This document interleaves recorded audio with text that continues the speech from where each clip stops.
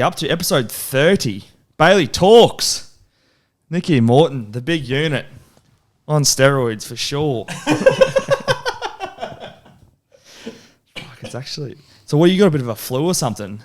No, I'm good. You sweet? I don't get sick, bro. Mate, it's a myth. It's a myth. I feel like because I don't get sick, like I couldn't remember the last time I was sick. You have a sniffle or whatever. Yeah. And then you're like... Mate, you might I'm have in trouble, man. I'm in COVID. trouble. You might have COVID, mate. Nah, not real, bro. Mate, I've had COVID 6 times. Nick, have you had COVID yet, mate? No. No. Probably. Did you get the vaccine? Yeah. Ooh. I was trying to go to America. I had a business over there. Yeah, Oh, right. yeah. I did see you done some chance. stuff in the States. Yeah. All right, everyone. Where's the camera? Right there. Hello, everyone. Welcome back to Bailey Talks. Now, we've got Nicky Morton on the podcast today. He's tracked deer. This is my write-up for you, Nick, by the way. He's tracked deer through dense bush, shot wild boars from a distance, and built a life around the old tradition of hunting. Mate, welcome to the podcast. Welcome to Bailey Talks. Thank you, mate. Thanks for being here, Appreciate mate. We started the day terribly because we got the date wrong. He. Yeah. Not me. I said to him, are you ready to go today? He said, usually when you say next Thursday, that's next Thursday. I thought, fuck, this bloke means business. I've already fucked up, so he's probably not going to come today. So. I've been pretty slippery to get a hold of, so I was like, no, I'll make it work. I've been trying. I've been relentless, I've been persistent. You have to be in this game, so normally people just don't reply. So I appreciate you making the time today, mate. Of course, mate. Of course. Me and Blake were chatting just before we started about how you come up in conversation, and personally, not much of a hunter. I am a bit of a fisherman, but Blake, you were mentioning that this would be a good idea for the podcast. Yeah, and absolutely. I feel like maybe I've just been listening to too much Joe Rogan, but that absolutely comes up in so many of his podcasts, and the way I hear people talk about hunting, bow hunting in particular, is just like it's just like an addictive journey, you know. It's a rabbit hole to go down.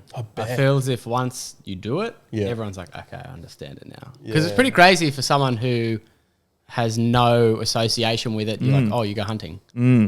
You're a psycho or you're a redneck. It has all these negative connotations generally. It does. Like, I don't openly go to a family dinner and lead in when I go bow hunting. I'm like, it's not an icebreaker. Yeah. There is a lot of controversy, and Of course. it wasn't until I did a bit of reading and research about how there are a lot of people who are anti-hunting, and there's a lot of questions regarding hunting. Why do you think that is? Like, what it's do you think? It's a very emotive topic. You know, it's something that's ingrained into us. We watch Disney movies, cute, cuddly animals from a young age, and a lot of people are like, I just don't like it. Yeah, I can't quantify why, but that's cruel and barbaric.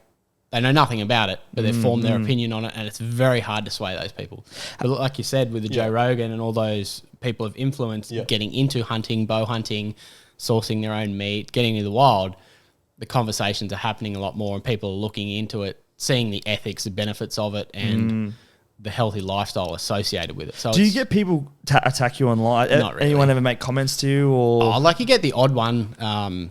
You just never read the comments, but I try and obviously present everything in a tasteful manner that all people can sort of still, if someone stumbles across my page, it's not blood and guts and gore. It's I'm definitely more of a trophy hunter than a lot of others in comparison. I'm happy to say that. A lot of people are scared to say, oh yeah, I trophy hunt. They're like, I do it for the meat. It's like, no, you enjoy it as well. Like, I always say be proud of what you do it, and it's not going to be this taboo topic, but I'll present it in a way that's not grotesque to anyone else. They can appreciate it. It's nice. It's clean. It's thought out. Yeah. So even those people who don't like it, they're not going to be wildly offended by it. And that's pretty obvious too when you do, like when you're presenting to the camera, talking about what you've just done, whether you've hunted a certain type of animal and you're going through what you've used. Like it really opened my mind going through some of your videos and seeing what goes into a hunt, which we're going to get into and speak a little bit about preparation and things like that. Because I imagine it's not just you rock up and just shoot something and then you go home.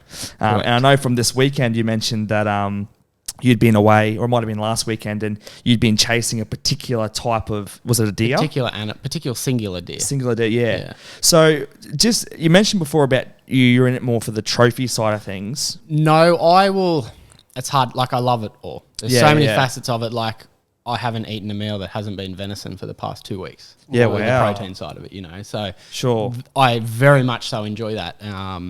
But also, I enjoy the pursuit of chasing an old, wise animal that's past his prime. So it's very hard to quantify unless you've done it and you understand it. But I prefer to chase those older animals. I want those what I call trophy animals to live past their prime, pass on their genetics, live a free and wild life, and you hunt them at their smartest. Yeah. That is the challenge for me. And obviously, everything else that goes with it, it's not just about killing an animal, it's about the whole adventure associated with it. You know, it's almost not the important part of it, it's the process along the way. Yeah. Because bow hunting in particular, you're not shooting heaps. Yeah. It's very, particularly for myself, it's very selective. You might go out for 10 days and not shoot anything. You'll see heaps of animals, but it's nothing that you want to shoot. Yeah. No dramas at all. It's not an unsuccessful hunt. It's just there was nothing there that ticked the boxes. You're not going to shoot something just for the sake of it. That's pretty crazy. That's really crazy. You could be hiking mountains for 10 days. Like, that's a long time when in our day... Mate, I'd be bored after day one. Our day today, it's actually quite sad, to be fair, but we're scrolling, you know, Instagram and TikTok of a night. And looking for that dopamine. Exactly. Yeah. And then the boys are in the mountains for 10 days and potentially may not get anything and be like fine with it. It's like, oh, well, you know, like that was an amazing hike. You know, we saw this, we saw that. Like, you're better off for the experience and all these things. It's actually quite hard to wrap your head around the fact that they might not even get anything, you know? And you've been doing it for so many years now. And before we talk more about you, the hunting process, I want to know a bit about you, just your backstory and you as a youngster. Is this something that you fell in love with at an early age? Was something that your dad showed you? How did you fall in love with the hunt game and the fishing game and outdoor activities? It's a good question. So I've essentially just loved the outdoors from a kid, from a young age. We lived on a little bit of property when I grew up, not much, and I was always out on the weekends adventuring, you know, going collecting things from like 3-4 years old. As soon as I could get out, I just wanted to go out in the bush. Loved fishing. I'd done a lot of fishing with Dad growing up. Yep. Had no one who physically got me into hunting. My old man did go hunting when he was younger, but didn't do it when I was a kid. And I think that was something that sort of sparked my curiosity. And because I didn't have access to it, or something, you know, when you want to do something as a kid really bad, it just becomes your everything. I was like, I want to go bow hunting. And then as I got a little bit older, I started making bows as a kid and, you know, shooting rabbits and all that as you do. And it just really progressed from that. And having that desire to do it and no real access to it until I was about 17 when I got my license, it was such a privilege for me to do. And it's something that I just deeply, deeply enjoyed and almost had to do. Yeah. I had to go, I had to do it. I just felt incomplete when I wasn't doing it, you know, like full obsession with it. Sure. Yeah. Sure. So from a young age, and it's just snowballed. I just feel it is as if it is who I am and what I'm meant to be. Like, it's hard to explain unless you've done it. It just feels so primitively and instinctually right when you're doing it. How do you get your license in Australia? What's that process like? So for a bow and arrow, you don't need a license. Right. So you can just go and buy one. Sure. So totally different to firearms, obviously. But a bow and arrow, anyone can own one. No licensing required. Yeah, right. Yep. And the difference between firearms and a bow is pretty incredible, right? Like, in terms of shooting an animal with a rifle or whatever, compared to a bow, is a rifle is like always going to hit the mark, you know, from a certain distance. You know what I mean? Look, if you're someone who wants the most challenge out of hunting and to better yourself or have to be the best hunter you have to be, a bow is where it's at. Particularly then you can go to a traditional bow, which is just a stick and a string. So like, I'll celebrate all forms of hunting and each to their own. You know, I poke shit at the guys that hunt with rifles that I'm mates with. I'm like, doesn't count. Yeah. Too easy, you know? But in saying that, all hunting I'll celebrate. Yeah. Do it for your own reasons, you know. It's not we're not competing with one another. But for me, with the archery equipment, it's a challenge. Like, it's fucking hard. Yeah, really hard. And to get within, I like to be 20 yards and under of these animals, and you're undetected or calling them in. You're physically interacting with them, and you're so intimate. And like, you can hear them breathing, eating, going about their business, and you'll be so close watching them go about it. And to be able to physically hunt your target animal within that, there's something pretty special about it. Yeah. And it takes years and years and years to master. It's nearly like that world-class level bow hunting compared to like a traditional hunter would probably use a firearm or something. Yeah, like that and not one hunt will be the same as your next hunt. Like every occasion, every experience is going to be different, and you're always conditions. learning. You're always learning as well. Like you get humbled so quickly, and it's one of those things. It's like with cardio or fitness. If you don't go for a run or to the gym for a while, you start again.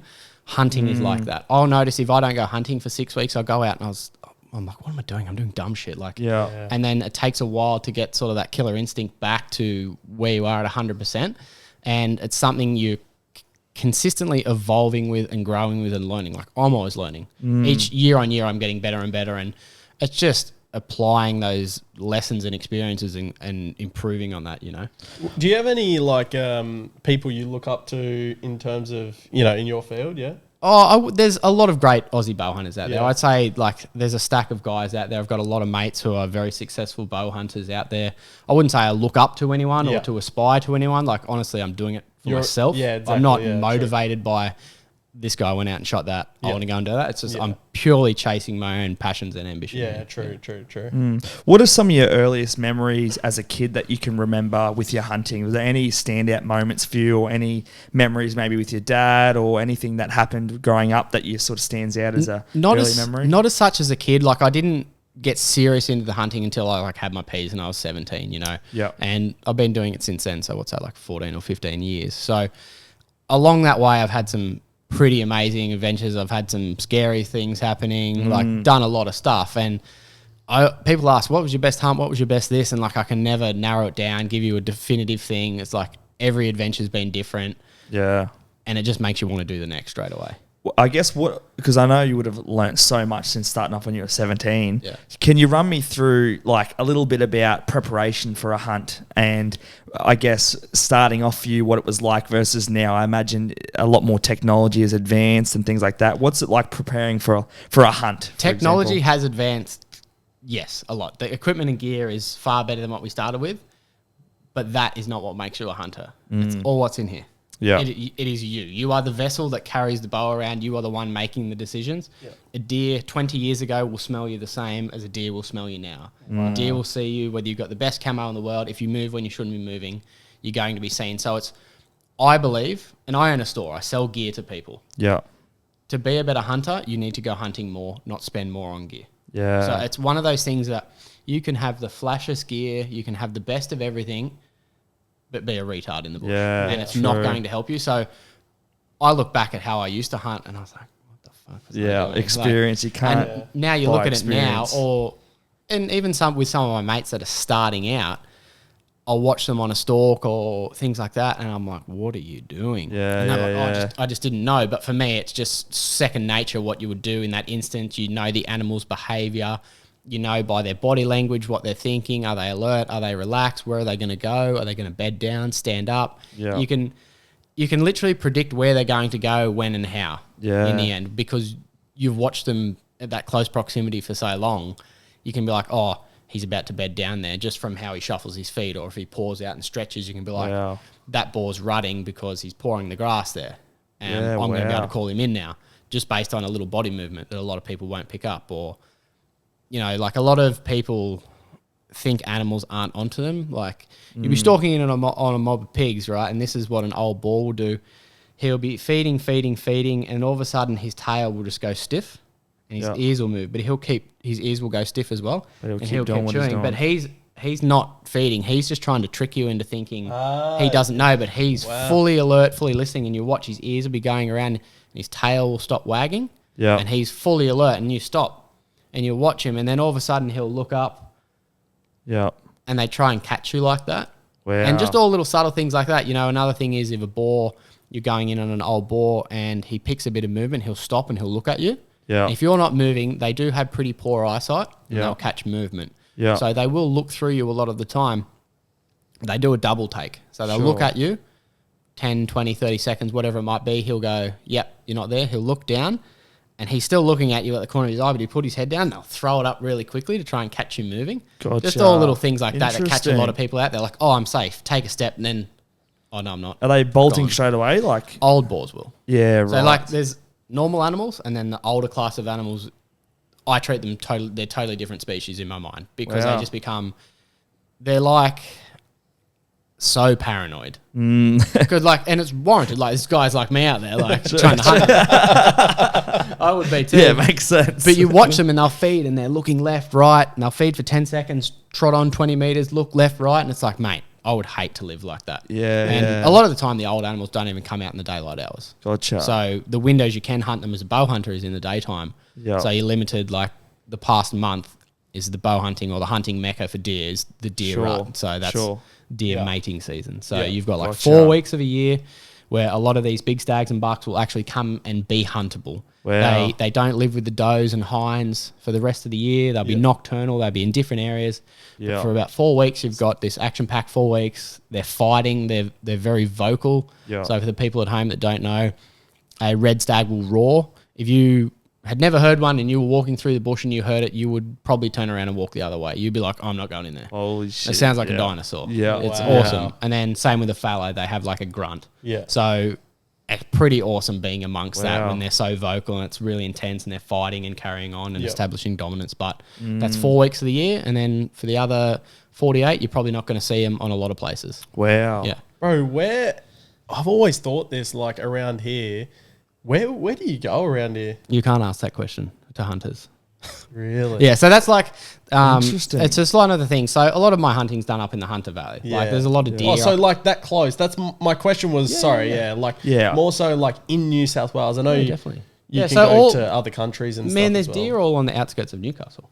That's Really? It's Yeah. weird because I've never seen I it. feel Do like you know it's what I mean? so foreign. It's like Yeah. deer. Yeah, Go to like America. on the- But you're probably not looking for them either. Correct. Yeah, that's true. But like I played a fair bit of golf in the States, and it's just like seeing a kangaroo on the golf course. It's like they're just everywhere. Well, they are native to the States, so it's exactly the same Yeah. to us. It's just this foreign thing to us. True, Or a true. lot of people anyway. For sure. But yeah, there's stacks of deer So it's around this area. you could actually do it within a couple of hours from Newey. Definitely, yeah. Oh, 2 that's 3 hours. elite. All of my hunting would be 3 hours of Newcastle tops. Oh, how good's Okay, that? I was thinking that you were driving like all around Australia, Yeah, these little bro. remote areas that like. Because I watched There your you go. video when you went up north. That was so interesting, eh? Yeah, that's Like- a big drive. That was I was trying to picture How far up you north were driving, you? We're all the way up at Darwin. Yeah, right. driving. I drove up solo, and my cameraman flew because he had a wedding, and there was this whole big thing, and he's like, "I've got this wedding on this date," and I was like, "Fuck the wedding," Yeah, you know. So I had to drive up, and I literally got up there, slept for a day. I drove up solo, slept for a day, picked him up from the airport, then we went hunting. Yeah, wow. So he got the good end of that bargain. What a trip. What are the best places in Australia, in your opinion, hunting wise? It depends what you're into. Sure. You know, like I love the Northern Territory. It is just adventure. Yeah. It is such a big, remote place. It's big country, big adventure. It's hard, like it's hot. We go up generally mid-October. We'll go when it's the hottest and driest. So there's the least amount of water around. So the game is all concentrated on the water sources. But Yeah, of it is course. so uncomfortable to be up there. You're in 40 to 45 degree temperatures.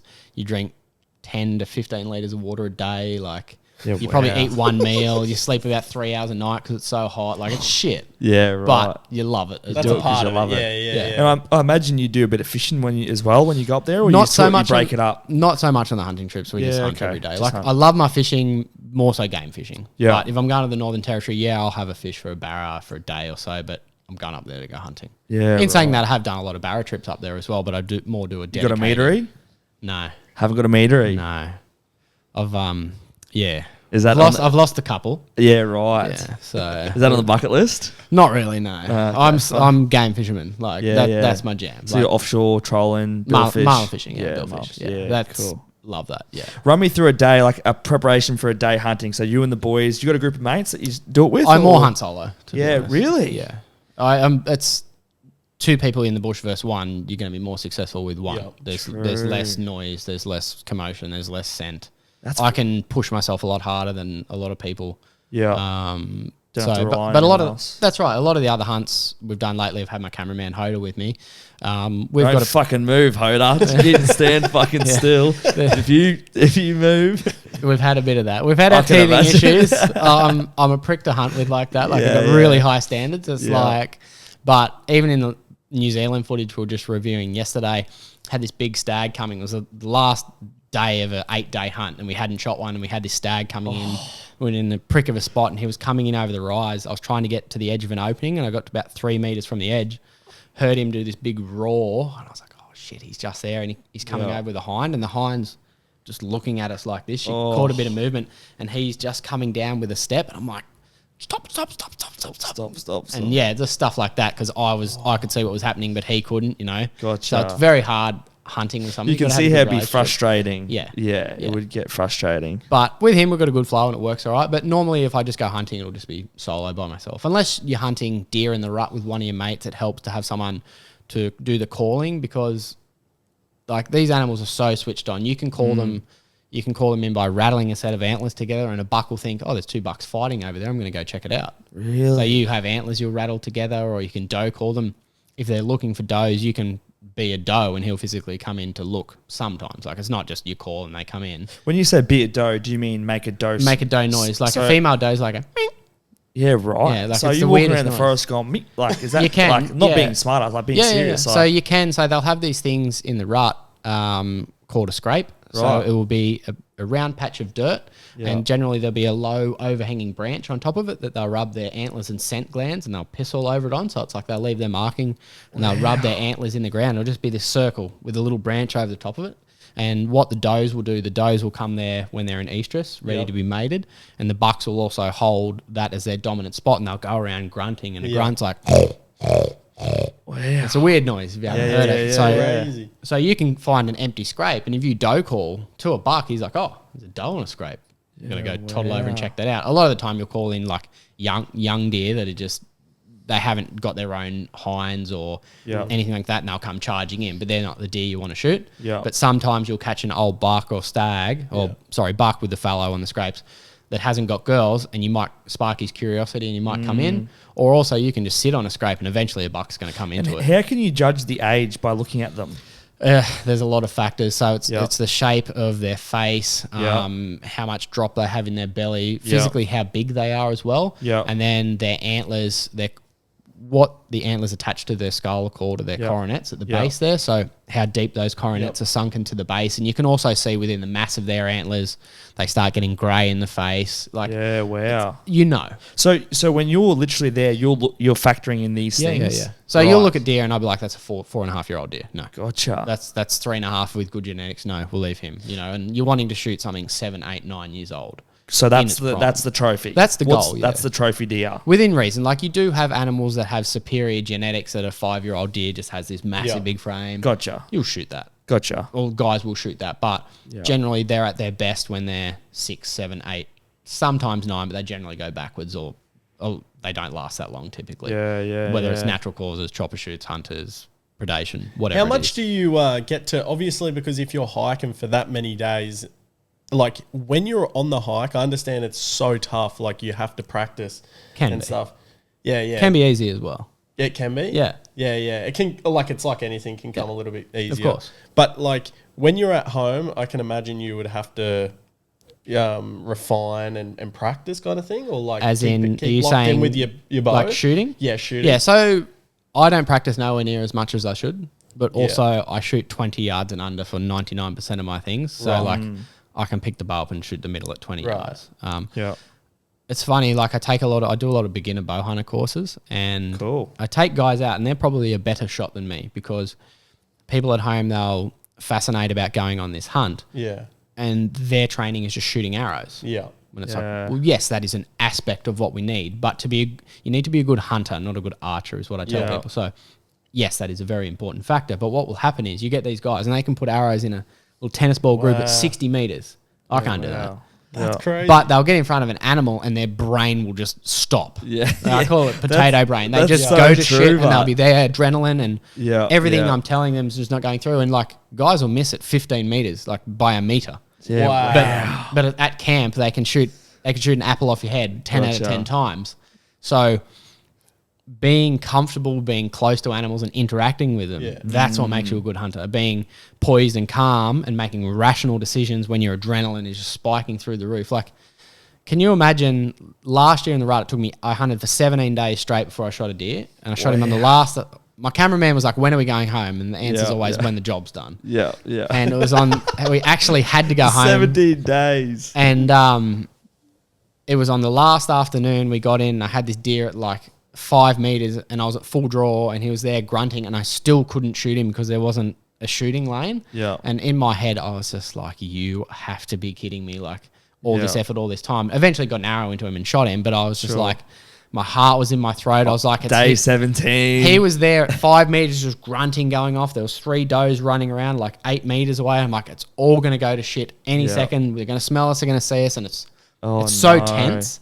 And you just want it so deeply badly. Yeah. And a lot of the time your brain will override and you just do dumb stuff and you just pull the trigger. Guys will just be looking at an animal and just pull the trigger and clean miss and go, oh. Yeah. How hard is it to just stay in the moment there? Very hard. It's nearly like, I mean, I come from a background of golf and it's just like a similar thing. Like you can go and practice what you were saying about practicing and you can just hole however many putts in a row, don't miss. But when something so meaningful is on the line, it's like, it's a different game. Like it's not even the same. But it's just like being right there 17 days in and then the doubts and the thoughts, like you said, imagine if this doesn't come off, it's 17 days and this does. It's surely, just like, the adrenaline takes over and you really don't have a choice of what you're thinking about a lot of the time. So that's why having done that dance so many times and being composed, obviously someone like myself or an experienced bow hunter versus someone that's their first time, their brain's just going to stop working. And I see it all the time. Like guys, I'll literally walk them in on pigs for the first time and their legs are shaking from like full shaking. And I reckon if I took you boys in, you wouldn't think it, but you get in and you'd be there going... No, I'd be shaking. Full adrenaline dump and I'd be the one to pull the trigger early too. Just aim here, mate.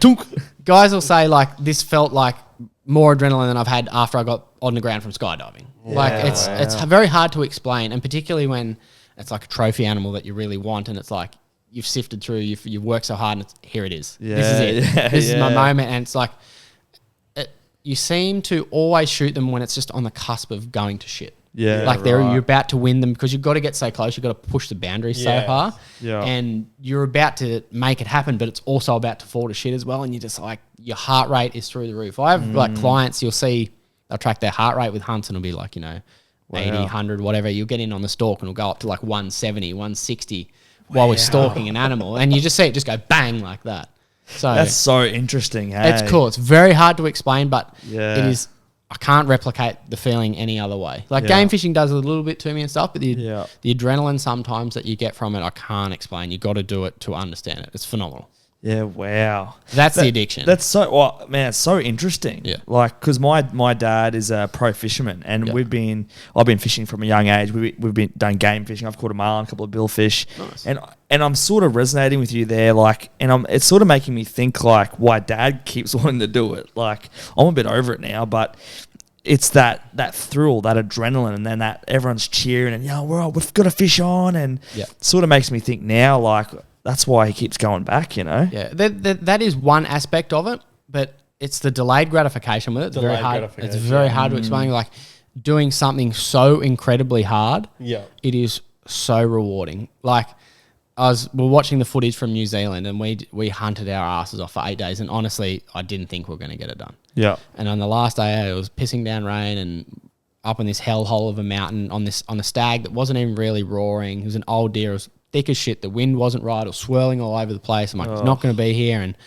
we got it done. I just collapsed on my hands and knees and I was like, I went through relief, elation, excitement. I near cried. Yeah. And I was just so like overcome with all the emotions because for me, a lot of the time it's more relief. It's like, okay, it's done. Yeah, done. true. I can just sit and then the other feelings sort of come afterwards. But it's such a grind. And when you get it done, you're like, it's just a weight off your shoulders almost. That's how it is for me anyway, as opposed to like fist pumping and all that. Yeah, but that's also part of it as well. Like I'm stoked for it, but I also feel relieved. Yeah.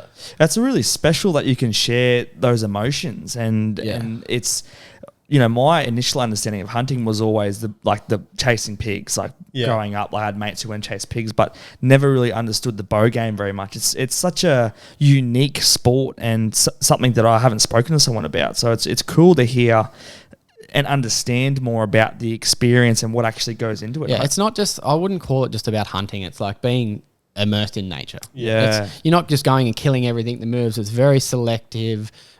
very ethics based, you know, I will not shoot unless I'm 100%, you know, there's no such thing as 100%, but I want to be as ethical as possible. And for me, it's more special when I can shoot something, an animal's there, unawares of my presence. It's not stressed. It's just doing its thing. An arrow zips through it. A lot of the time, they don't know what's happened. They're looking around going, what was that? Yeah. And they fall over. 5 seconds later. And that to me is, you've done your job perfectly. Everything is as it should be. It's ethical, it's clean, it's quick, it's humane. And that's what I strive for. And the opposite to that would be shooting from probably a little bit too far out, just kind of gambling a bit, missing it, and then you have to kind of track it down. It's more if people have a willingness to just flick an arrow or a bullet and just hope. Yeah, it's like, do you know or do you hope? Yes. Do you care about this animal or not? And obviously, I believe the sport is trending in a great direction. There's a big value on ethics, shot placement, and just being an ethical hunter, as opposed to just sending an arrow at something and hoping. And that's something I am very big on, and I try and push through the message of what I can with social media. You know, it's like, if you don't have a shot, you don't have to kill the animal. Yeah, it's not going to disappear. Be patient. It's still going to be there. You know, and if you don't have a shot, you don't have a shot. You owe it to that animal to be ethical in the decisions you make as a hunter. And I find it is harder to not shoot an arrow than it is to shoot an arrow. And the people that are willing to be at full draw and it's there and then let down and go, no, it's not right. Yeah. They're the better hunters. I was going to ask you as well, like, do you feel like the opposite to that is, are there a lot of hunters that are giving you guys a bad name? Oh, look, yes, there is, but I think it's getting a lot better. I think you just see more of it because of social media. And I wouldn't even call them hunters, to be honest. It's just like dickheads. Lunatics. Yeah, basically. But it's like, it's so, but that's what I get labelled as sometimes by normal people. They go, oh, you go hunting, and I just get labelled with stereotype. Yeah, and it's like guys who'll go out, get on the piss and just want to shoot anything that moves or whatever. Yeah, and I detest. Yeah. I hate it. It gives us such a bad name, and to be tarred with that same brush is hard at times. So that's why it's so important for us to portray a positive message for it as well. And I'll share a really quick story on the back of that. When we did a trip with my dad and a few of his mates and sponsors. He does a fishing show, Creek the Coast. Anyway, long story. And they were the type like that. They would just love to shoot whatever. They were shooting crocs, cows, horses. Probably shouldn't say some of this stuff. Yeah, well, it's a pretty open podcast, but there might be a knock on the door. No, we're not friends anymore. So, in fact, I actually don't know them at all. So, and they're fake. They were just people we're with. Yeah. But my point is, like, there are people out there who probably do just shoot for the fun, for the heck of it, you know. So it's really interesting to hear your perspective and the mindset for you behind it with the ethics and morals and you wanting to do it the right way. Yeah, 100%, you know? Mate. Like, I love animals. I'm an animal lover. Like, it's funny. I say they'd be like, people will always say, how can you hunt when you love animals? Yeah. And it's like, mate, I'm the one that'll pull over and get a turtle off the road that you'll probably run over. Yeah. You know, if there's an animal caught in a fence on the side of the road, I'll go and get it out. You know, I care about an animal's well-beings, and people really struggle to wrap their head around how you can care for an animal but also hunt an animal. Yeah. It's like, well, do you eat meat? Yes. Yeah. Don't even come at me to start with. You know, I've had that conversation so many times, especially probably with females in my life, and I'm nearly like, because I'm so open to I don't think I'd be very good at it or know what to do in terms of hunting or anything, but like, it's on my bucket list. I'm like, there's something in me now that is like, I would love to. I might only do it once, but it's just something that I want to do. And anyway, back to with the family members, I feel like I've kind of sat down with them and it's been brought up, you know, about hunting. And I'm like, I find it so hard. They say I find it so hard, like people that hunt and whatever, like Nelly, like a bit crazy. Do you know what I mean? Yeah, like, of course. But it's just like we're eating meat at the exact same time. You know what I mean? And I'm like, well, to be fair, they're kind of they're stalking deer for 10 days straight, whatever it is, you know. It's like there's so much more to it. I think they just think you're just going out there and just blowing something's head off and then taking the meat. Of course, like, that's what it kind of. And that's that emotive subject that is. It's very taboo, very hard to talk to someone, and also someone has to be open-minded to have a discussion about it, to have their mind changed or have an open discussion with you in the first instance. I'll always say to people who, whether it's family, friends, whatever, and it'll come up and they'll have a dig or a comment, I'll say, I are you open to a discussion? Can you have an open-minded discussion with me? If they say no, I say, well, no point then. You're never going to change your mind despite the facts. Yeah. If yes, then I'll have a conversation. Like, hunting's not for everyone. Yeah. I know that. Farming, yes, we try and utilise best practices here in Australia, and it's probably a lot better than a lot of other countries in the world. But still, how animals are treated and subjected, going into slaughterhouses and things, herded up, I don't like it. Yes, we are doing best practice here in Australia, and we have ethics and codes that we have to abide by, but still, that's not how an animal's meant to live its life, get herded up into a paddock, put through a race, put on a truck, transported down the road, put into a slaughterhouse, pumped through of hormones and chemicals. Like, that's not living for an animal. They don't want that. They just want to be let go away from people and eat grass. Yeah. That's what a deer does. I would much rather be a deer, live my life out and get dispatched quickly by an arrow or bullet, as opposed to be purpose bred for food. Yeah, now, obviously, we don't have the capacity for everyone to go hunting, but if a portion of us can do that and source our meat in an ethical way, mate, how good's that? Yeah, yeah. And it gives you a great understanding and respect for your food. So many people are just so complacent. You get a packet of meat from a supermarket. Go and buy Nothing's died from that. In their eyes, there's not a life attached to that. Nah, there's not. It's crazy though. It's true though. Yeah. It's true. They're like, oh, you hunt, as you're literally sitting there eating a meal, cutting a steak, having a go at me. It's like, Yeah. really? It's just there's a very big disconnect. Yeah. And like vegans and a lot of things through the foods they eat often kill a lot more animals than people that eat meat. You know, like you have a soybean crop, you've got to go put pesticide on that. You're going to kill every insect. You're going to shoot every bird that goes onto that crop. The farmers are going to cull all the deer or the native animals. Anything that tries to eat that crop is going to be killed. Yeah. So you've killed hundreds, if not thousands of animals to plant a crop and maintain that crop and have the biggest yield you can for people to eat plant products. So animals die for people to eat plant products, whether they like it or not. So if you really look into it, it's like, well, things are dying regardless to feed us. Yeah. It's an unfortunate fact. It's how it is. Yeah. It's like, what is the most ethical? What are you okay with? And do you understand it? But most people aren't willing to look that deep. They just want to have their opinion, put it on you. That's it. And what's the difference between eating something that you have shot compared to just like the meat that I would probably eat every night? Way healthier. You'll find, like, it's funny, like the animals you hunt, you're like, this isn't what meat looks like. It's like it doesn't have a 2-inch layer of fat on it generally. It's a lot leaner. People say it's gamey, but honestly, like, you prepare it right, you do it all right, it's amazing. Wow. You know, like venison roasts, I make venison, I mince a lot of it as well. And it's like, it's so much healthier for you, and it's fully organic. Yeah. So is venison, is that deer? That's deer. Sure. So are you often like stacking up on meat, like getting a heap of meat for you after a kill, or what's? Yeah, for sure. Like the buck I shot this year, I only shot a young buck just for meat. Like I carried the whole thing back out to the vehicle, took the whole thing out, hung it in the fridge for a week, butchered it, broke it all down, and now it's in the fridge and freezer. So it's still feeding you? Yeah, of course. Yeah, right. How long would that last? Yeah. You'll get, if you ate it flat out, you'll get a good couple of weeks out of it. Wow. Yeah, wow. Yeah. So you're obviously carnivore diet? Not really, just try and be healthy. Yeah, okay. Yeah, but I do eat a lot of That's a meat good and answer. proteins. Yeah. Mate, No labels, mate. That's right. Just try and be I'm healthy. unhealthy. Things in moderation. Yeah. So, but yeah, no dietary. Do you drink? Staple. No. Don't drink? No. Okay. I'm a weirdo. Don't drink coffee either. No Wow. coffee? No alcohol, no coffee? Yeah. What And that's not what like do you I'm drink? just water. I do own a supplement brand, so I probably drink too many supplements. Give But, yourself a plug. What's Primabolic. So if you're around Newcastle, probably heard of it. Yeah, Primabolics. So that's myself and Will, my business partner. Will, there you go. Yeah. So you know of it? Yeah, he works with Pinpoint, the guys at the gym. Billy. Yeah. I know Will. Doing some good content With lately. Cough hey? and that. Yeah, they're doing heaps of stuff. Yeah. I've had Cough on the podcast before. Oh, really? Nice. Oh, there you go. That's good. Yeah. They got great products, man. Well, Thank you have great Thank you, products. sir. Yeah, we started that. Will started that back in, I think it was 2014, and I jumped on in 2015. There you go. Yeah. Yeah, good protein.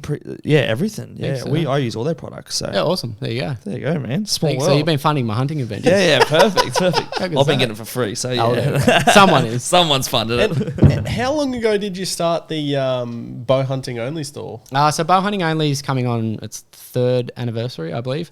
Yeah, wow. I started my first archery business in 2014. So that was called Ozcut Broadheads. Right. That was essentially me making products just for myself to use. So for those of listening, watching, a broadhead is essentially the pointy bit on the end of an arrow used for hunting. Yeah. The products out there was a lot of American stuff out there. I wasn't happy with them. They were cheap, shitty, would fail, weren't very sturdy, and I went, I can make something better than this. So I went to sort of making that, gained a bit of interest. A few guys were like, hey, can I have some of these? These are really good. And then other guys were like, can I have it in this weight? And I was like, yeah, okay. And I was like, I'm on to a bit of something here. Might not have to. I worked in the mines at the time. Yeah. And I was like, might not have to work an overtime shift a week if I do this or whatever. yeah. And then it kind of just snowballed, gained a heap of traction. And I remember one day I was like, I can make something out of this. And I was like, I'm not working for someone else anymore. Yeah, wow. Yeah. And I got a little sniff, a little taste of that, and then I just can't go back. Yeah, great. Yeah. I'm like the laziest go-getter you'll ever meet. Where's your store now located? So we're at Thornton. Yeah, good. So we've got the store there with the warehouse at the back. Yeah. We're way crammed at the moment, so we've just bought another warehouse that's going over at Heatherbrae. Yeah. So that'll be exclusively bow hunting only over there, and then Primer's warehouse has probably got a triple at some stage again. So what sorts of people come through your doors there? We get some characters. Mixed bag, or like, because I'm just thinking like it's a select type of person, like it's a unique person. Like, what sorts of people do you see? Like it's weird. Like bow hunting, like you see a lot of guys in a lot of higher end professions doing that. As opposed, like, you know, if you look at like going pig dogging, shooting, like you've got to be a certain person that goes, I want to challenge myself with this. Sure. So it's not someone who just wants the easy, just rough as guts. Yeah. It has to be a special type of individual that wants the hardest route for it. So I think that weeds out a lot of the shit that you get. Obviously, you get riffraff coming in, whatever. But we're more of a high-end store. We don't deal in cheap shit. It's like I can't come in and spend $200 and get a setup. Like, it's not what we're about. We're about doing it right, the correct gear, set up and service. So the clientele that we have come in are people wanting the best. Sure. Run me through like someone who's just taken an interest in hunting, wants to get kitted out. Yeah. What are they looking at? What's a bow going to sting them? Oh, mate, that is the question. I want a bow. It's like, all right, bro. I've got about 100 questions for you. So we'll try and tailor something to a person, but like you can buy a ready-to-hunt setup for $500, I think. Sure. Not from my shop. Yeah. I would not recommend it. Piece of shit. Yeah. I would call it almost unethical to hunt with. Yeah, sure. If you're willing to spend around the $1,200 mark, you can get into it. You can go hunting. You can go pretty much hunt anything in Australia. You want a full kitted out, top of the line, top of the tree, everything with all the fruit. You're going to spend $4,500. Oh, that's everything. Okay. But you only need one. Sure. So it's not like fishing gear or a rifle or anything where you're going to have multiple. It's like a set of golf clubs, you know? Yeah, you get one. One set of clubs. So it's not too bad. And you can get a bow and have it for 10 years. Yeah. So yes, it is a little bit cost prohibitive to start with. Yeah. But if there's guys wanting to get into it and you've got $1,000, you can get something semi-decent. That will do the job for you and be ethical and be reliable. Who makes all your products? A lot of the stuff's over in the States that we source it from. Yeah, a lot of that. Yeah. So, including arrows and a mix of that. Yeah. Sure. So, well, I noticed on your Instagram you've done a few trips to the Hunt Expo in America, I believe. That was a long time ago. That was a while. Yeah. Deep dive. I was mate. I feel like I was stalking my ex, mate, or something. Yeah, wow. Seeing what my ex was up to. I wanted to ask you about what it's like over in America. I know it's probably a lot bigger, would you say, than Australia? It's huge. It's culturally accepted. Yeah. Like hunting is celebrated in America. You fly into the airport at Bozeman, Montana, and it literally says "Welcome Hunters" in hunting season, and it's just accepted. Sure. It's part of their culture. Yeah. You can go to Walmart and wear camo, and no one will batter an eyelid. You've come from a hunt, and you go down the street to get the groceries. People will say, "How'd you go?" As opposed to if you'd done that down here, the police would near be called. Like, you're a psychopath. That is so true. It's coming home from a hunt in Australia, it's acceptable to wear your camo pants and like a normal civilian top you've got on. Yeah. But if you go in like the full camo into a server, it's like you're a weirdo, bro. Imagine walking to an IJ with a camo kit on. 100%. Like, what the fuck is going on? But over in America, it's totally normal. So where in America is it big, mainly? What states? Everywhere, man. Really? Everywhere. A lot of the western states it's big, and then a lot of like sort of the eastern states are more whitetail hunters. So, but in the western states, elk and big game hunting, massive. So since it's not as saturated in Australia, do you find that your trips are more successful, as in like you're more likely to... Look, so it's a very different system. In America, it's a tag system, licensing, everything is heavily regulated, and it has to be. Sure. There's tens of millions of hunters over there. Yeah, of course. When there's not the animals to suffice that. So you need to apply for tags, and they only give out certain numbers of tags in certain units. And, you know, I'd say the average American might get 2 tags a year. Wow. Really? So, maybe. Wow. So they don't get the hunting exposure we do. Like, as far as hunting goes, for exposure, Australia, New Zealand, Africa. In my mind, they would be the best hunters in the world. Have you done Africa? Yeah, I'm going in like 4 weeks. So wow. Yeah, I'm really looking forward to that. Whereabouts? I've been to Namibia, Zimbabwe, and Zambia. How good. Yeah. You got to be careful for more things than just animals over there, but it's a crazy part of the world. It is, but I haven't died yet. So Yeah, I know. it's all good. 4 weeks. Just let me know when. I'll just find out when you're back, so I know you get home safely. I'll be right, mate. You'll be right. It's just good. Africa's awesome. Yeah, it's amazing. The culture, the adventure, the animals, the scenery, everything. What are you chasing over there? So main animal I want to hunt is a hyena. Wow. Yeah, so that'd be cool. So I Not guess too common. Well, I mean that's different to hunting a deer who isn't overly vicious. I mean hyenas are quite dangerous, right? Well, they can be. Yeah, I'm sure if one was gnawing on your head, it wouldn't be ideal. Yeah. You might die. So how do you go about that? Like, well, don't let them do that. Sure, that's the aim of it. Sure. No, a lot of the time those animals are more scared of you than you are of them. You know, like they don't want to interact with humans because they associate that with danger. Yeah. Obviously, you corner animals, do things. Animals are wounded, injured. Yes, they're going to fight back, and they're going to fight back far better than you can. My mate Russell over there, I think he says every 1 second with a lion is 200 stitches. So, wow. So you don't want to be near those. But when you're hunting a predator, stitches. When you're hunting a predator, it is a little different. And you change up your tactics within reason. But our goal, what we want to do is we want to call one in with like a predator call. So do you have any idea what that is? Predator call.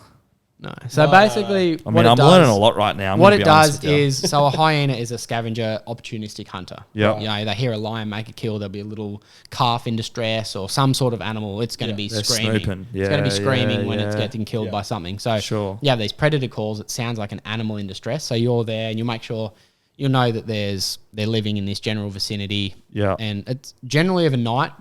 Safari guides will do it and they do it with a rifle, but obviously we've got to do it in the day. So very early morning, late afternoon, you'll do it when they're more active out of their dens and things. So you use this predator call and hyenas will hear it and they'll go, there's dinner. Let's go see what's and going they come, and here I am. Bang. But it's very hard because when you're making that noise, you're pinpointing your location as well. They know precisely where it is. So you've got to set up, and a lot of smart animals, they'll come in down on the downwind side because they want to smell what it is before they see it, just to make sure that so they know what is there. Is it a lion? Is it a leopard? Is it a cheetah over there for that instance? But it's the same with a fox here. They'll always come in downwind. Yeah. So if you can, you'll have someone calling over here if you've got a wind coming this way. Yeah. And I'll set up 20 meters over this side because I know they're going to come 20 that meters way downwind. and come down. But they're looking over there, but I'm set up over here where they're going to come. So it's all about setup. That is so cool. Mate, there's so much more to hunting than I could imagine. There is so much. Like, so much. I can't believe how much more goes into this than... Animals will smell you from 1 kilometer, 2 kilometers away. Like that. Yeah. So take me to like do you have like a highlight moment in your career over the last sort of decade? Not really as such, no. Well, like, give me one. Give me a story. I need one story. Really memorable story for you. Memorable story. There's a couple there. The last, one of the hardest hunts, or I'd say where I was most relieved, was our Northern Territory hunt we just done on the floodplain. Edge of the floodplain on YouTube if you want to check it out. Yeah, I will. I will. There. Oh, I was on your Instagram for an hour, so I can get on your YouTube. So we set out on that hunt, and the goal, obviously, Northern Territory, go up there buffalo hunting. And earlier in the week, my cameraman Hoder, he'd never been up there before, so I put him up first, and he shot a massive big scrub bull and a buffalo early on in the trip, which was good. And then we sort of had a dry couple of days, and then I shot 2 big scrub bulls early on, and I was stoked with that. Shot 2 really old animals, and a scrub bull, for those listening, is basically a feral bull. Yeah, like cattle were feral until we domesticated them. So they're probably crazier than a buffalo. But I was like, fuck, we've come up here to do a buffalo hunting film. Yeah. And I haven't shot a buffalo. And it was a new area, hadn't been there, and been invited up by Jake, legend up there, who lives up there in the community. And we're looking for these buff, and they're out on these floodplains, and it's just reed grass. Yeah, and ankle deep water or knee deep water and crocodiles. And that's all it is. So you'd see, we found where the buff were, and we found this just filthy big bull.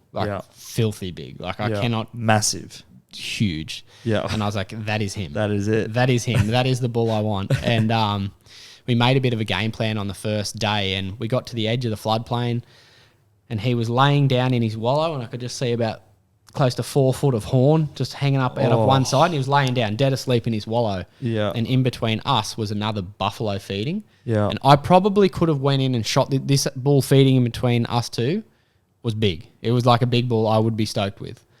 And we're on the edge of the floodplain in the paper barks, and we're there, and it's like 40 degrees, 42 degrees, and we're just sitting on the edge of it, 80 yards from this bull feeding, and the other bull's about 180 away. But I couldn't get out to him because this other bull was in between. In the way. And we sat there for like 5 hours in the sun, just couldn't move, and we're up against the tree. 5 hours. And you just look up with your binos like that. Oh my God. And it was funny when we're sitting there like that, Hoda, like we're exhausted. And Hoda behind me, my cameraman, he's sitting there, and all of a sudden I hear this, oh! And I was like, spider or something? No, he fell asleep and he was leaning on his arm and he just woke himself up. But I thought like a crocodile had grabbed him or something. And I was like, oh shit, you're right. And he's like, yeah, I just fell asleep.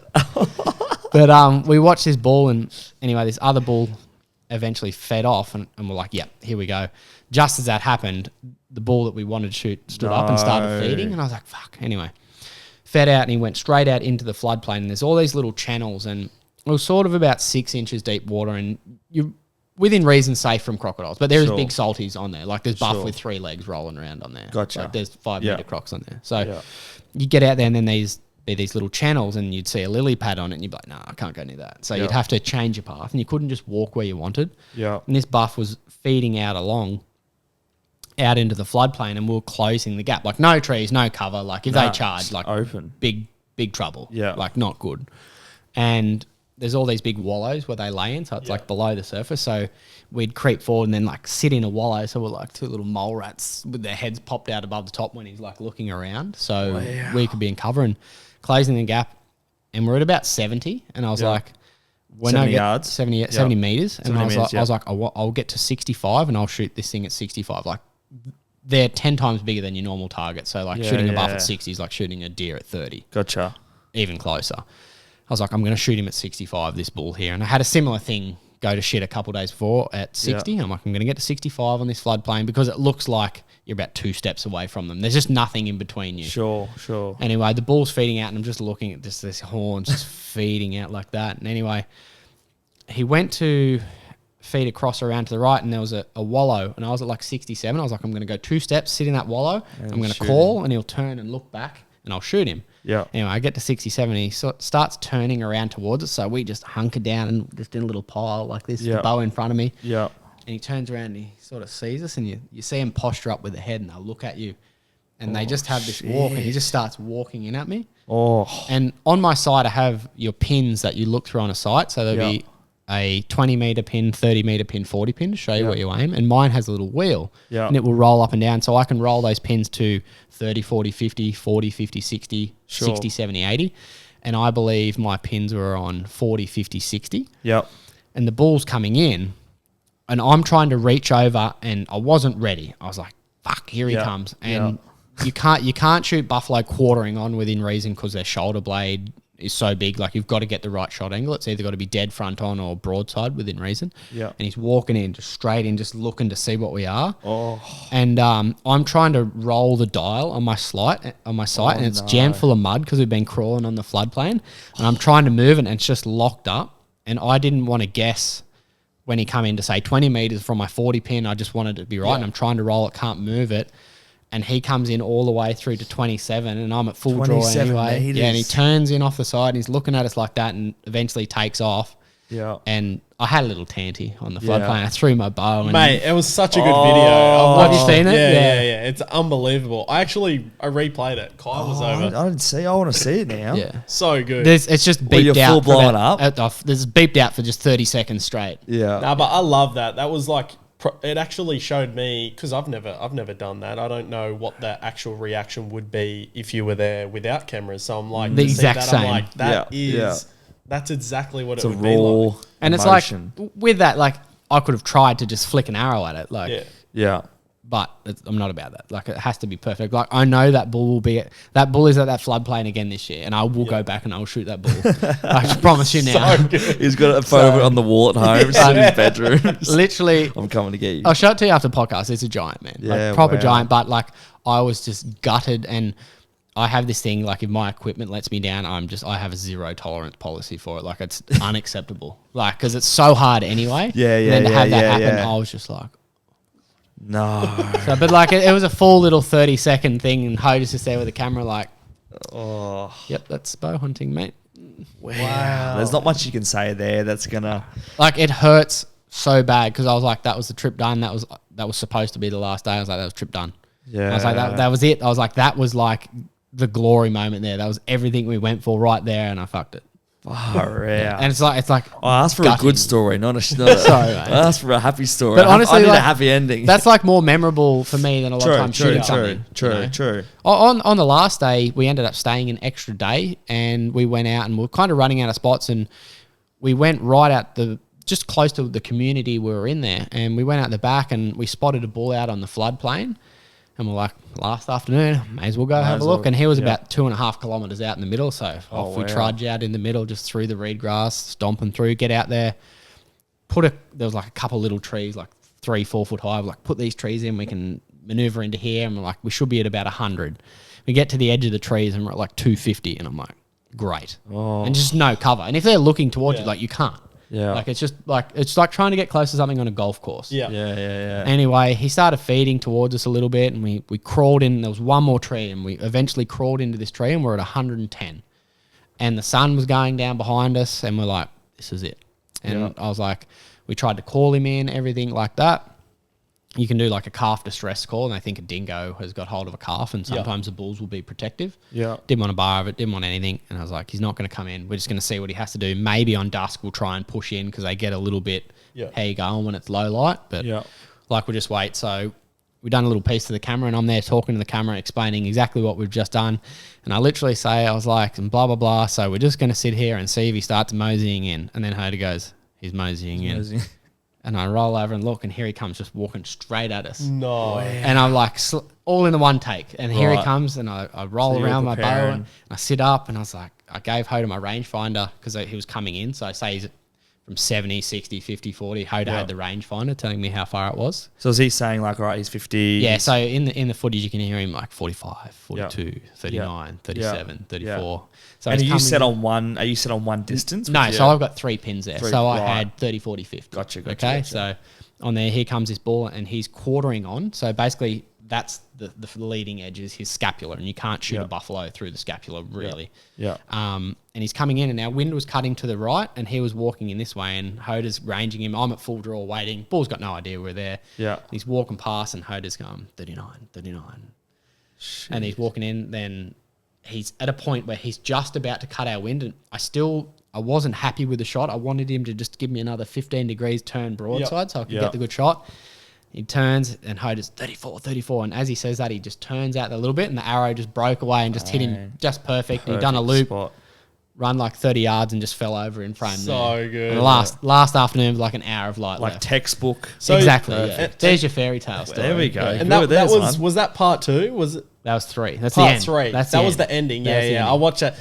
That's the coolest thing about it is like everyone, like people, even you, Bailey, like you can watch exactly what he's just said. It's so cool. Oh, it will be. It's so cool to have that captured on camera. But honestly, it's the ones that get away that I remember more than the ones I shoot. Bet. Yeah. Do you have any dream like animals? I guess is that how you ask? Not really animals. I just like the adventure, man. Yeah, like a lot of people. Or locations, dream locations. Like New Zealand's amazing. NZ's good. It's so challenging. That's what I like. Whereabouts in NZ? All in the South Island, west coast of South Island. Yep. Like, if you've been there and seen the country, have you seen the country in New Zealand? Yeah, I haven't done much. It is gnarly. Really? Like you're looking up at mountains like that. You're going above these glaciers. It's just gnarly. It's picturesque. You can't go to a bad spot. Yeah. And if you shoot an animal, it's a bonus. Like you get to be in this utterly insane country. Yeah. I love it. And for the adventure. And it's hardcore. It is hard work. It's very physically taxing on you. Yeah. That's one thing. There's a lot of hunting I like is about physically pushing yourself. Yeah. Like if you're a fat, lazy bastard, you're not going to do it, and you can't do that hunting. Yeah. Like you're the vessel, you take yourself there.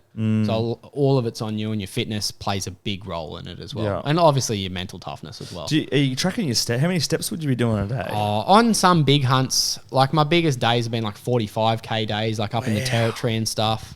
I know me and Green Tree done a couple 40K days up in the territory, sort of back to back, and that was just two psychopaths just not stopping next to each other. But in the mountains, a big day or a decent day is anything over like 24, 25 Ks, and you'll do a 300 floor day is a big day, and I've done them up to, is a massive day, I'll say, but I've done them up to near 600, I believe. Wow. So, but it's hard, and it's not just that. Yeah. It's not just that. You're out in the elements as well. So a lot of the hunting I like is in winter. Yeah, that's my favorite hunting.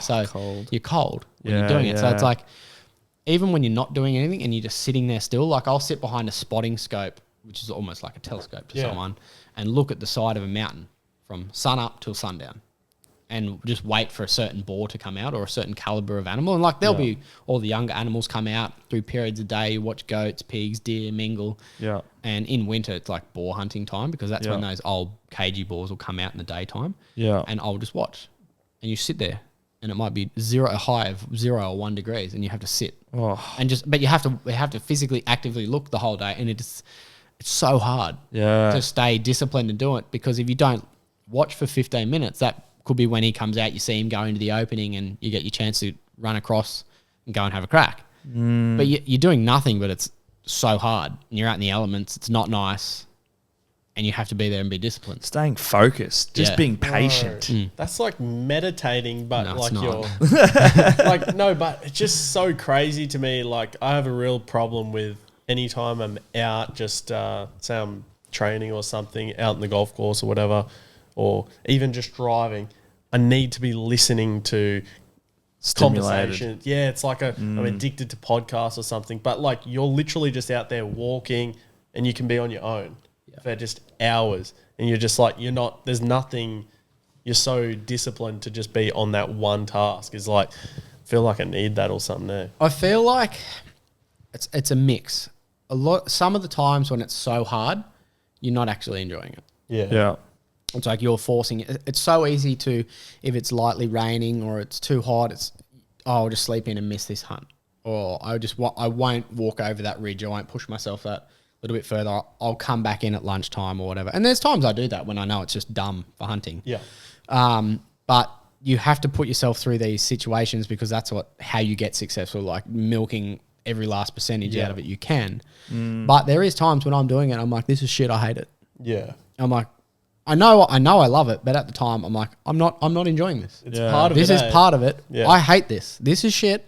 I'm experienced, particularly after you stuff up on an animal or it's just low morale, and you're out there just grinding away and nothing's happening for days on end. It's like, this is pretty shit. I wouldn't mind to sleep in and just a rest. I feel I'm exhausted. I want food. I want to go home. Yeah. But you tell yourself, as soon as you get home, you're going to want to be back out in those mountains and save it. So savor this. True. It's all part of the process. What do you do when you get, what do you do in your spare time? Go hunting. Yeah. Is that all you do? I like fishing as well. Have you got missus? No.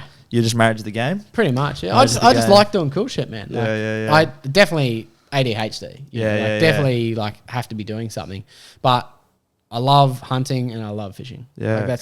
I love the outdoors. Have you had any close calls, any dangerous moments, anything that comes to mind with whether it's animals or weather or conditions? I've had some crazy weather in New Zealand, like getting flooded in the mountains and stuff, when just crazy blizzards just come out of nowhere, you can't get across creek crossings. We had a trip. I was there with the Doomstis boys and we were near Mount Cook in New Zealand, and just this crazy rain come in. I'll show you the footage. 5 meters in front of you, you couldn't see the bloke walking. Wow. It was pretty scary, and took us hours and hours to get back to where the camp was, and our tents had blown away and everything. Everything was just waterlogged, and we're like, holy shit. Oh, shit. It was like trying to pack down a tent in a 50 knot wind. It's like holding a sail, and we're just there stuffing gear in. We got 15 grand worth of camera gear destroyed. We got back to the camping area at Mount Cook at 2, 3 in the morning in just this cyclonic conditions, crazy big flooding. And I remember it was I near had hypothermia. I was rat shit. And we got back and we were shivering in the rain, got back and Dad said kicked the door to this communal camping area down, and everyone's in there because they couldn't be in tents or anything because of the weather. Yeah. I still remember it was 3 in the morning, the door just got kicked down. We just started stripping our clothes off and just started the jet boil and cooking meal, and it was all these Asian tourists that was there, and and everyone's just looking like at these three psychopaths that have just come outside. Who are these people? And everyone's like, oh, and I'm like, it's all right, we've been hunting, it's all good. And I still remember coming out that with the boys, like, we laugh about it all the time, but that was just like, why am I here? I am never coming back to this place. This is so shit. Far out. Can you imagine just being in there and just seeing these three blokes rock up and just roll in and be like, stories though, like the memories. It's like, it's just doing hard things, eh? Yeah. It's enjoying it and accepting it's part of the process. Yeah, exactly. Like I have no problem doing it. I know why I'm doing it. That's just part of it. You just accept it. Surely you're just like at a point where you've done that many hard things that you're like, give it to me. Like I can handle. You feel like you can handle anything. It's like as long as you don't die, it's fine. Correct. Yeah, Like nothing worse can happen if you don't die. You'll be okay. Well, you'd be surprised how hard you can push yourself. Yeah. And I find that I get that. I do a lot of beginner bow hunts. Like I said, guys that have never hunted, and it's like they think this is their limit. And it's like, no, mate, we can keep going. We can do you can do a lot more than you think you can. Your body can withstand a lot more as well. Yeah. But also, when you go into the mountains like New Zealand and stuff, you can get yourself into situations that you can kill yourself. Yeah. And you have to be smart about that as well. What would those be? Like you can bluff yourself out on a mountain. So you can go up like these places where they're called tar, they're Himalayan tar. So literally from the Himalayas. Yeah. And they're the things that you see that will walk on the side of dams and stuff. Yeah. And they just live up in just the most insane steep country generally. Yeah. Way up in the tops. And to get to them, you've got to go where they live. It's like no walking tracks up there. Like you're literally scaling faces with ice picks and crampons on your boots, like through the snow. And it's like you'll see a bull up there and you're like, I want to get to him. And it's probably not smart, but it's easier going up than coming down. So you can go up a face, but coming down, it's like you might not be able to come down it. And I've had a couple of those where I was just like, I was very green to it. And I went up chasing this bull and I knew I shouldn't have went after him. Yeah. And I said it to myself, like, I shouldn't go up here. Like, this is crazy. It was so dangerous. And then I got up there and I was like, I can't get down. Shit. And I paced around and I was on this little knoll about as big as this room. And it was just like vertical walls. And I was like, I can't get down. Yeah. And like in my head, I'm like, I'm never coming. I said to myself, I was like, I'm never doing this again. I'm never coming back to New Zealand. It's not worth my life. Oh. Eventually got down off it. And the next day I was like, oh, I can't wait to do that again. Far out. Is it like, how did you get down? Like I eventually just kind of slipped and half jumped and near fell off and like it could have went pear-shaped as well. 100%, yeah. But like you go into places, you got to know risks as well. Yeah. It's like if you go on one of those hunts and break a leg or things like that. Obviously carry the safety gear with you, so if you need to get evac, whatever. Yeah. It's there, but you got to know the risks if you're doing that stuff as well. Go into the Northern Territory and you run out of water, things like that. Like you're in places where you're 200 kilometers from a town. If your car breaks down, it's like you got to be prepared for that. Yeah. Like you go 7 days without water up there, or 7 days between a car coming past, or whatever, you're gonna die. Unless you've got water, obviously. What's the end goal with your hunting and stuff? Like, do you have a goal like with your guy who does your video work for you? Are you wanting to create more of an online presence? Are you wanting to create instructional videos? Are you wanting to just create cool content? Like, I just want to share what we do, and obviously it's going to inspire people to get into it. It's going to give people a nudge to do it and say, "Hey, this is possible." I love sharing in the adventures that we're doing anyway. Like I'm going to be doing it regardless if social media was there or not. This is what I was doing before. Yeah. Obviously it's going to grow our online presence for the business. Yeah. And man, like if you can go out and do your passion for work, it's pretty bloody good to me. Yeah. That's awesome, man. Yeah. Well, it's been over an hour. It was an hour and 15. So we won't hold you any longer. Man, my eyes have been opened to. Well, we might have to tee up a little bow hunt. I was just gonna say, like, could you imagine, mate? That would be insane. I've been looking like a fair bit, and Jacob, our the producer, he has one. He sent us there could be one around the corner. Yeah, literally. I think there's one just there. But I was talking to him about it, and he's got one. Yeah, and he was telling me like because we were talking about how much it costs and whatever, and I can't tell you how many times I've been on the website and looking at it going like, all right, add to cart. You know, nothing too crazy, but just like a entry level that's pretty solid that I can keep for a long time. Just want to come in and shoot some? 100%. That'd be crazy. I would love to do that. It's easy. That's fine. Yeah. The only one thing, the reason I didn't follow through with it was because I didn't know where I'd be able to like practice because I live in Charlestown. Do you know what I mean? Like there's no Unless I'm out there on the golf course just pinning something. I was going to say, you can't do it at the driving range. 4 meters in the shed, mate, practicing your form. That's more important than shooting at distance. Right. Yeah. That's crazy. Yeah, good. Come in, we'll line it up. Oh, mate, I'd love to. Yeah. I want to finish up, Nick, with a little segment where basically it's called Explain the Post. So I went back on your Instagram, some very old photos, and I just want you to tell me, or tell the audience about what you were doing on this date and this day. Here we go. You went a long way back. Hopefully you remember, man, because this is like 2013, 2014. This is the post. I remember that. Do you remember this? Yep. I still hunt. The camera, because I will zoom. I still hunt that property to this day. Can you give the viewers, listeners, a bit of an insight as to what's going on here? So that was a big old Billy. I shot. What year is that? 2013. 2013. Wow, that is a long time ago. That was one of the. That's the property I still hunt now. One of the first times we had access to it, and yeah, that was probably my PB goat at the time. And what is it now? What was it and what is it now? I think that's like 39.5, and I've shot a 41 3/8. When you say inches, you're referring to... That's the the spread of the horns of a goat. Gotcha. Correct. So that's how you measure the... not the significance, but like, is that what you're...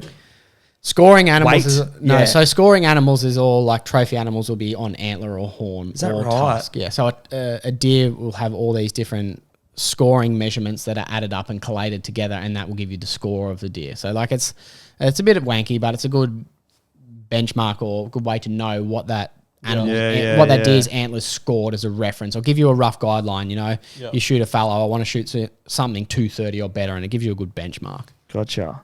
So this was a 38 1/8 inches. There we go. Yeah. Okay. Interesting. And photo number 2, which is quite large. That's massive. Yeah. Photo number 2. We didn't talk too much about fishing, but I was pretty captivated with. That was a kingfish in New Zealand. I think that was in the Ranfurly Banks. Love my fishing for kingies. That's like a 20. So you eat raw fish? No, I don't. Oh, I do, but you don't eat. Mate, I love releasing fish. Hey, really? Like I'm big on releasing fish. There you go. Why's that? Breeders, man. Yeah. So like big on sustaining the ecosystem. Yeah. You know, like if you're going to take fish, take young fish. Don't take the breeding stock of an ecosystem. Like they've introduced a lot of slot limits on stuff and flattered. Like I think it's 70 centimeters and above you can't take now because they're the breeding fish, which I think is amazing. But like, man, like so it's like the opposite to hunting. Yeah, but they're the females. Oh, females. So we're shooting the males. True. But that was an awesome trip to New Zealand, man. I've been a couple times catching kingies. They're one of the hardest fighting fish. Yeah. I think on that trip we caught one, it was like 43 or 46 kilo for a king, which is like massive. Ginormous. Yeah, wow. And that was an awesome trip over there. So definitely want to get back and do that again. Yeah, awesome. No, we appreciate you coming on today. No, awesome, man. I love hearing like your stories about like, I could sit here for hours, I reckon, I could as well, don't worry. And listen to you, because no doubt you've got hundreds of hunting stories, and I love hearing that sort of stuff. And maybe we need to make you one. Well, 100%. Maybe we do. Maybe we should shoot a bow first, and then we'll see where we go. But no, we appreciate you coming on today, mate. No dramas, man. My pleasure. Episode we made it happen. I told you I would do it. Yes, you did say you were going to come on. He was trying to hold me to a date, and I was like, brother, I can't do that. Yeah. I was like, I'll tell you what. So I said, okay. And then he sent me a message. He's like, let's make it happen. I was like, oh. And then he still got me on the wrong day. But anyway. He's had a terrible experience, but no, we are very grateful to have you on. Really, I think this is going to be really interesting for those people who don't know much about hunting, and hopefully people will learn a thing or two. If not, hopefully you've just enjoyed the conversation and where we've gone with it. So thanks for coming on, Nick. Awesome. Blake, as always. Cheers, Episode boys. 30, Bailey Talks. We'll see you guys next week on Wednesday. Stay safe. Have a good weekend. Peace. Thanks, guys.